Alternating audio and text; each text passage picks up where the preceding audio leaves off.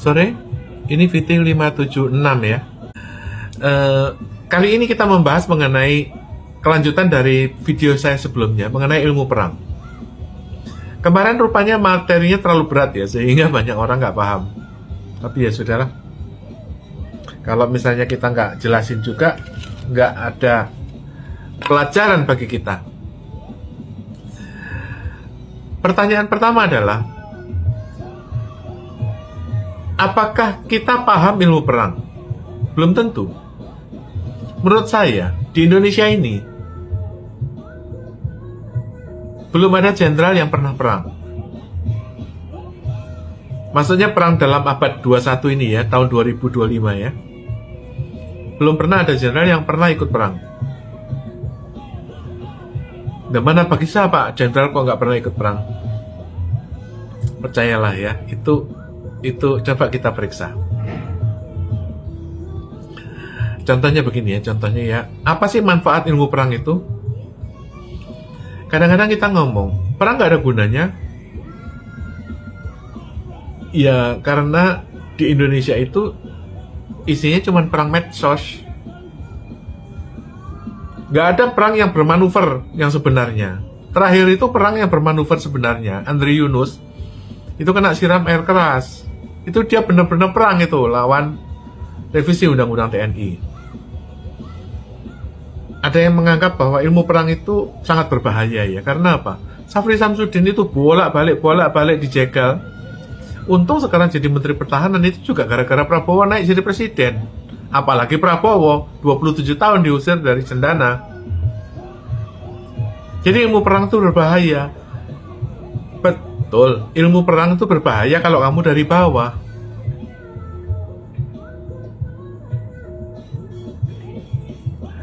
Loh, apa bener Pak? Apa bisa ilmu perang kok dari atas? Emang kita turun dari surga Pak? Ya enggak. Tetapi ilmu kita itu menjangkau apa yang dipikirkan oleh Trump. Apa bisa Pak? Ya bisa aja. Bisa aja.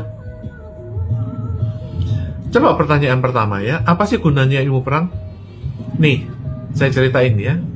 Mei tahun 2023 itu, kita membuat analisa bahwa adanya penyelundupan nikel ke Cina. Itu yang ngomong adalah Faisal Basri.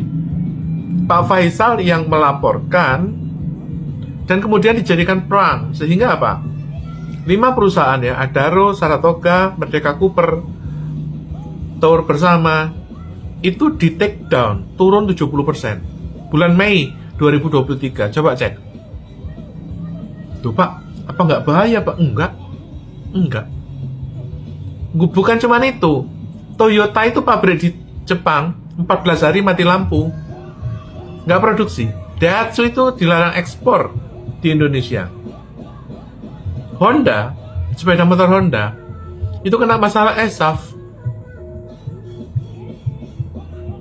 Loh Pak, itu kan memang ada masalah. Betul, memang ada masalah, tapi yang blow up siapa? Itu perang.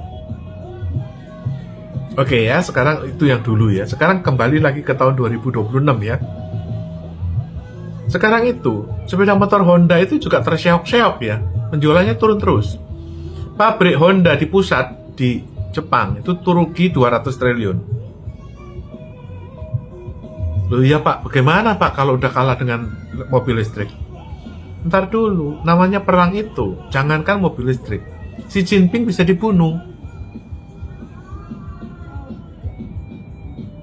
Percayalah ya, bahwa dalam perang itu apapun bisa dilakukan kalau ngerti caranya. Bagaimana Pak caranya melawan mobil listrik? Di Indonesia itu udah jadi raja, Honda udah tutup. Saya kasih tahu ya, kelemahan mobil listrik itu bukan karena dia baterainya soak. Kelemahan mobil listrik itu bukan mobilnya suka terbakar. Bukan. Kalau soal terbakar ya, gas melon juga sering terbakar ya.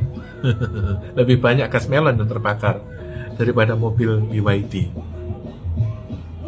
Kelemahan mobil listrik itu adalah apa?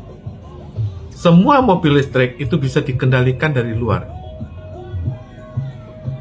Mobilnya Sandiaga Uno itu mati, bolak-balik mati, di jalan tol mati, di pabrik mati, di bengkel mati, di kantor mati.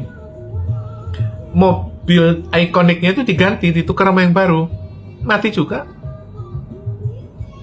Mobilnya Akbar Faisal itu juga sama, kadang mati, kadang nggak bisa mati. Kalau yang repot, kalau nggak bisa mati, jalan terus, nggak bisa berhenti, nggak bisa direm. Mobilnya tuh seperti, kalau kata mobil Honda itu kan ada yang namanya auto drive itu loh. Auto drive itu kecepatannya 70 ya 70 terus gitu loh, nggak bisa turun. Ya, mobil listrik itu bisa disetel begitu, bisa mati dari luar, bisa jalan kecepatan tertentu dan nggak bisa direm. Sehingga mobil listrik itu bisa dikendalikan di remote control lewat hacker. Maka dari itu kalau mau menjegal mobil listrik, sekarang ini banyak mobil BYD yang nggak bisa direm, banyak banget. Ya, kenapa kok bisa begitu? Itu namanya perang itu loh. Seperti rencana untuk membunuh Xi Jinping, itu perang. Itu sementara gitu dulu.